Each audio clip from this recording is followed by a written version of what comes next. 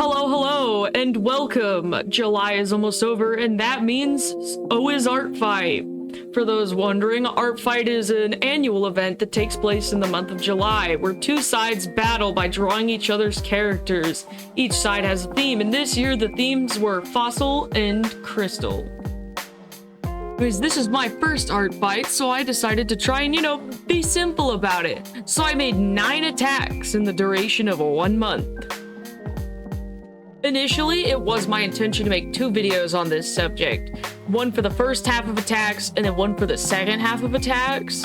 However, I did not anticipate the fact that that would actually take a very long time to do, and a lot of work. And so I didn't do that.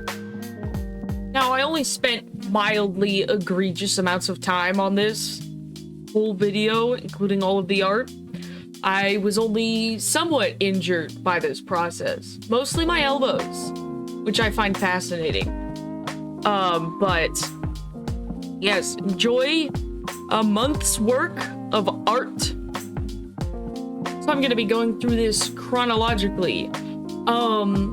I will be skipping my first art fight attack, only because I was very nervous at the start. I didn't record a time lapse, but also the original artist never got back to me on whether or not I would be allowed to include them in the video.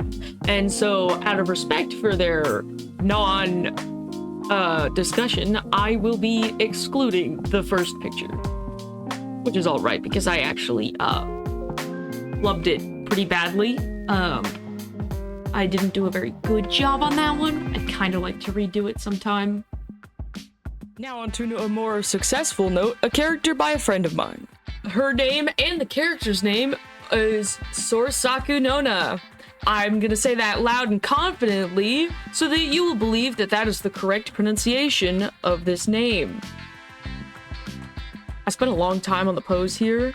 The time lapse I don't think quite accurately gives justice to the amount of time. This isn't even counting how long I spent in sketchbooks fiddling with different pose ideas.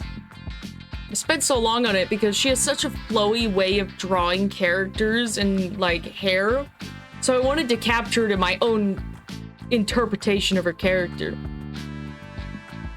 I did not succeed. I do still like how it turns out. It made me kind of introspective about my own art style, though, in comparison to hers. I hadn't really noticed before, but I tend to draw hair quite shapy. Like, I molded it out of clay, and it kind of just wiggles there. If that makes any sense. I spent a lot of time in the line art, and I then proceeded to do that for the rest of the drawings, actually. I've been meaning to pay more attention to it, because, I love line art. I love some beautiful, defined lines with hatching. Manga is beautiful. I wanted to study it, learn from it, and I tried it here, and I think it looks pretty good, in my opinion. Now, I spent all this time looking for a nice, flowy background. I wanted something naturey, something, flowy, because she's, Sorisaku, sounded like Sakura. I thought her name was Sakura for a long time. It isn't. And so, as you could possibly see from the time-lapse, I didn't end up doing any of that. Because, while browsing Pinterest, I saw this one picture for, just like a little party setup. And I got it in my mind to draw a sort of old-styled picture of a party. Kind of like cameras from back in the early 2000s, how they would capture light and such. I thought that would be cool. And I'd recently seen this video about someone trying viral, in quotes, TikTok art hacks or whatever, and one of them was of foil balloons, and I deeply had it ingrained in my mind that I wanted to draw a foil balloon. So I drew several foil balloons. Honestly, the streamers in the background were like the most enjoyable thing I have ever drawn. They were so fun. I just had my little rectangle brush and I went freaking crazy back there. Okay, you see all the shines and the glitters? It's majestic. I love, like, dark rooms with a party set up in the background. It feels like somebody was murdered and then everybody had to leave quickly, but it's beautiful. It makes me sound like a crazy person. I don't mean it. I'm sure someone out there understands what I mean by that. Next up, we have a being of pure majesty, one that goes by the name of Princess Tomatoes. She is by the creator Camililila.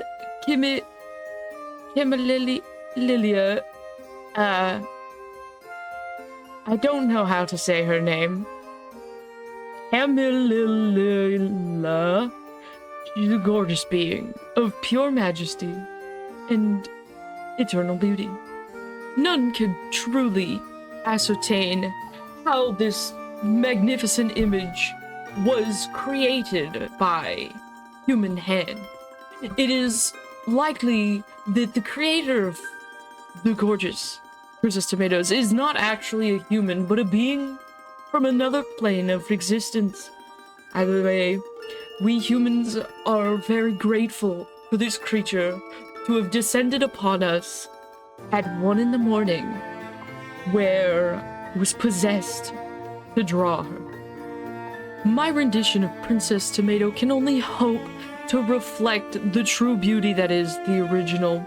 If I were to have flown any closer to the sun, I might have been blinded by the true majesty. The veins in my arm would have burst from my flesh to ascend with her in her majesty. Anyways, after such a majestic ascension, I was feeling kind of tired, so I decided to look for something very in comfort zone. I just searched up pastel, and I was graced by the presence of Decora, by the creator Pastel Lollipops. She is so freaking cute. My word. Now, I don't normally draw using the symmetry ruler. However, as I mentioned a moment ago, I was tired from ascending. So I used it for part of it. I really wanted to draw a face. That was like my main goal. And this girly has the most beautiful eyes. I was very excited when I saw her. Now this, I feel like, happens a lot whenever I'm like, okay, I'll just go for the simpler drawing because, you know, I'm feeling kind of down, feeling kind of tired. And so I'll draw for fun. And then I lock so hard, like I lock in to like the maximum I have ever locked in, but I still feel rejuvenated by the whole process. And this is like possibly one of my best drawings. So that's pretty Fountain of Youth-ish. Anyways, as you could possibly tell from my tone, that doesn't change no matter how hard I try. I had a lot of fun with this drawing. The colors, phenomenal. I played with the rendering a lot. I don't normally render the eyes this way, like the eyelids or eyelashes. But I've been meaning to try it, and so I did.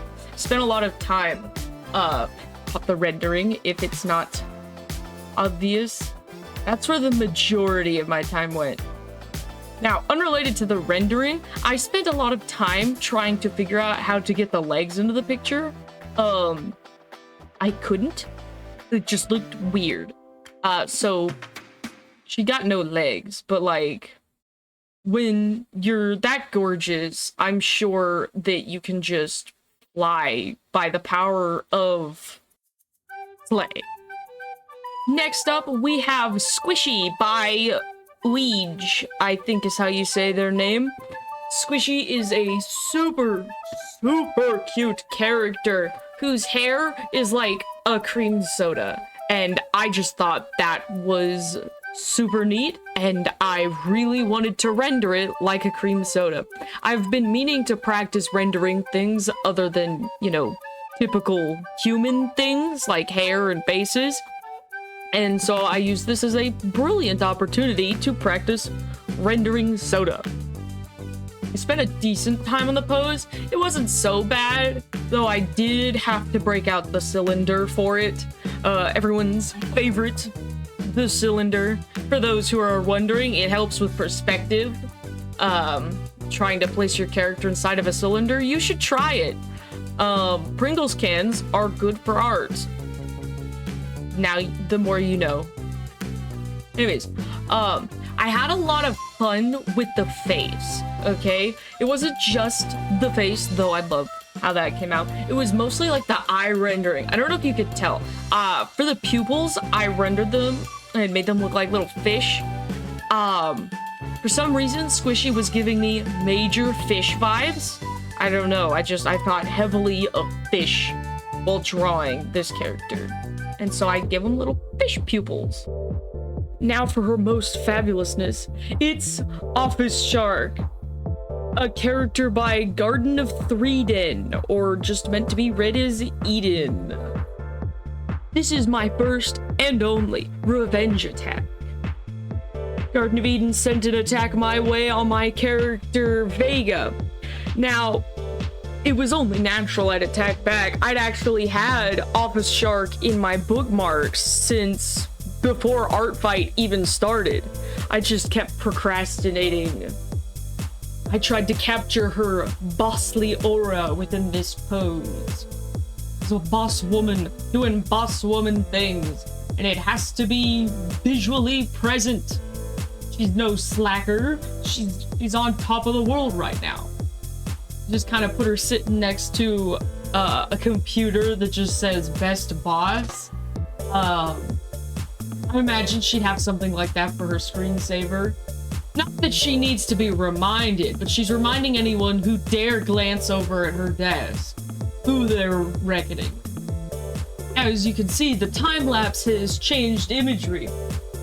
Due to the nature of the attack I received by Garden of Eden, I wanted to do something similar. In Garden of Eden, there was a bunch of different pictures of my character doing a bunch of different things, exploring the character, and I wanted to do something similar here, because I thought that was a super cool idea.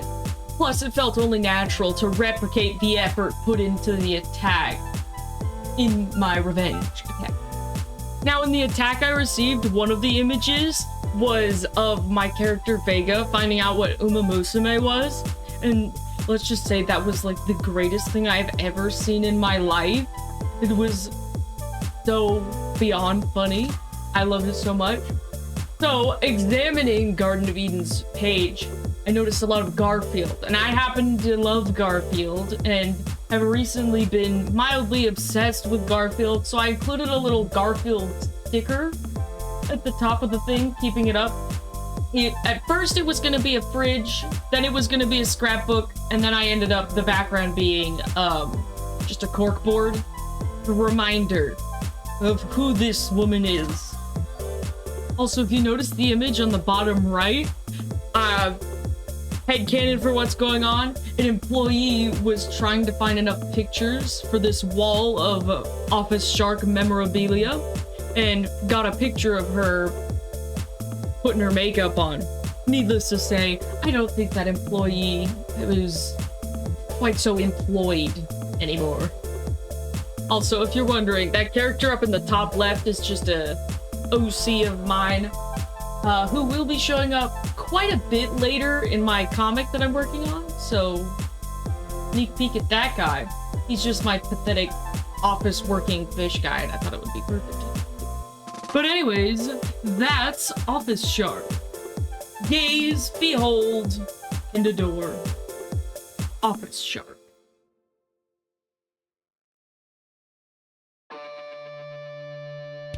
Next up, we have the characters Mary Marshall and Alex Williams, two characters both by the creator Senrex,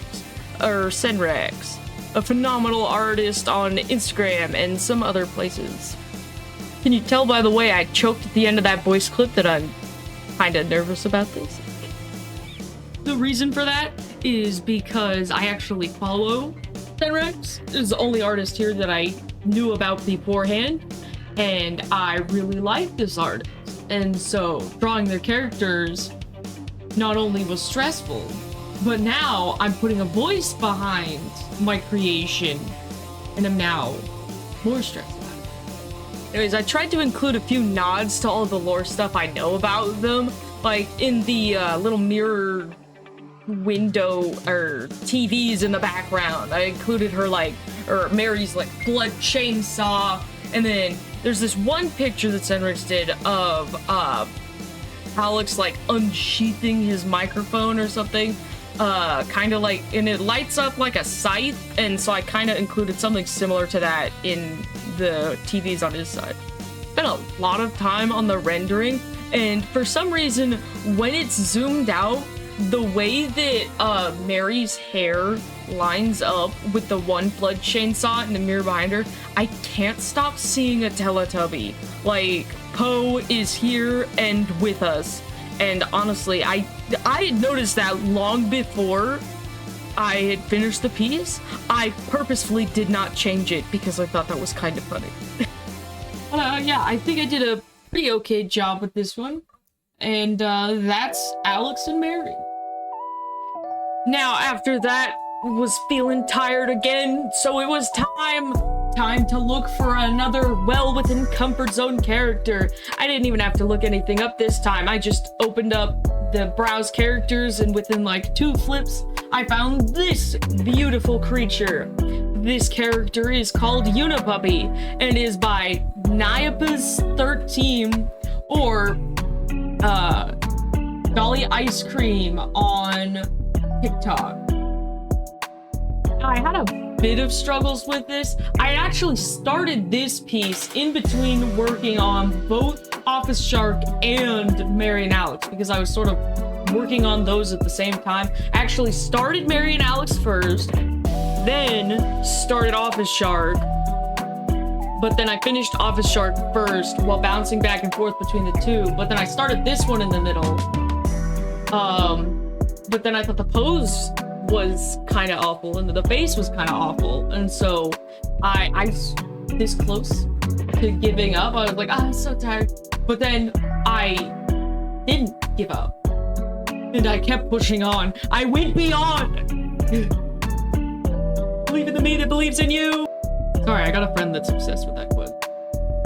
But yeah, glad I didn't give up because I think this ended up turning out pretty good.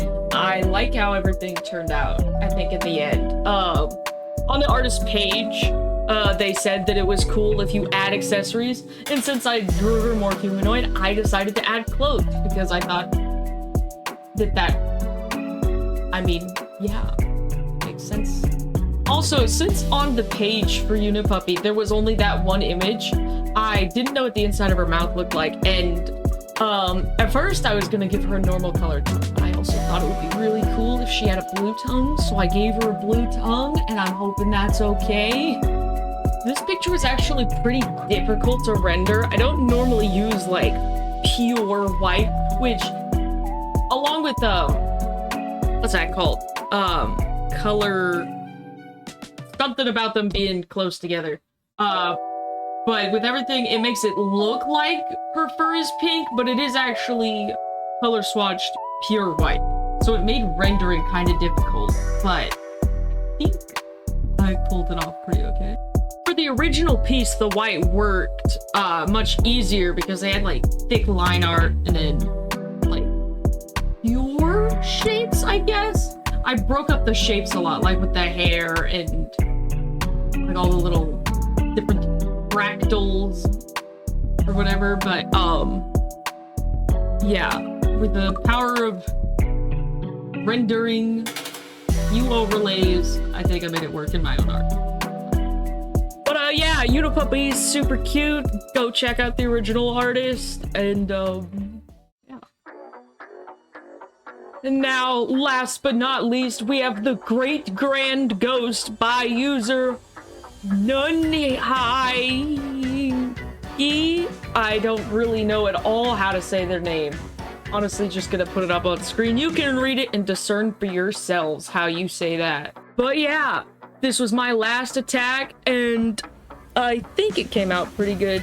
I actually had this character saved since before Art Fight, and I waited till like days before it ended to draw this character. I'd been meaning to. I kept putting it off. I had things come up in real life, and I just didn't have time. But I made time. I almost didn't, but then I looked back at his little face, and I knew I had to do it. I just love his face. He had so many great character expressions on his sheet, and I genuinely could not pick one, so I made him make 2 different faces at once so that I could draw both of them, because I just loved his face so much. I hope that's okay. And in character, there wasn't much in terms of description other than he's a spooky guy and he's a smart guy. Now, as for what's going on in this image, I don't really know, but he's in some kind of shack. I wanted to paint a background for this, trying out some different styles of background, so I did no line art for the background. I just like painted it in. I think it looks cool. I need to study more backgrounds and perspective. The perspective is kind of whack, I will give it that, but you know, I'm trying. You see that centipede in the background? I had to go get references of a centipede for that, and then I forgot to render in the bottom. So, that's funny. I forgot until afterwards, but it was too late. And now there's no shadow under the centipede. The centipede's a ghost. Maybe the centipede's a vampire, actually. Vampire centipede? That sounds pretty scary if you think about it. Anyways, if you see me turning the picture to black and white, I wanted very badly to make the values good on this. Maybe it was because the last one was super pastel, or maybe because I admire artists who are really good with values. Because I feel like, in terms of coloring, value is like the most important part. Well, maybe not the most important, but it's really important. It's like the most important part to me, I think. But yeah, that was The Great Grand Ghost by the person whose name I cannot pronounce in the slightest. And with that comes the close of Art Fight. Overall, I think I had a great time with it. I think Art Fight was super fun. I know there's a lot of issues with it. I've heard a lot of people have struggles involving other people interactions, but I didn't really have any of those. Everyone I made art for was super cool, super friendly. So friendly it freaked me out. I'm not used to talking to people online. It was scary, but everybody was nice, so it was okay. But yeah, speaking of how friendly they are, make sure you check out all the artists I mentioned in this video. I'll have links and such in the description. And if any of you participated in Art Fight, feel free to share your own experiences and such. As a noob, I'd like to hear about what all the pros and fellow noobs have to say about this. But anyways, yeah, that's the end of the video. I hope you had a good day, and stay safe out there. Bye. Inky. None high. Inky. After finishing editing, I re-went to look at the name, and I realized it is None High Inky. It's reading the H twice. That's where all the confusion came from.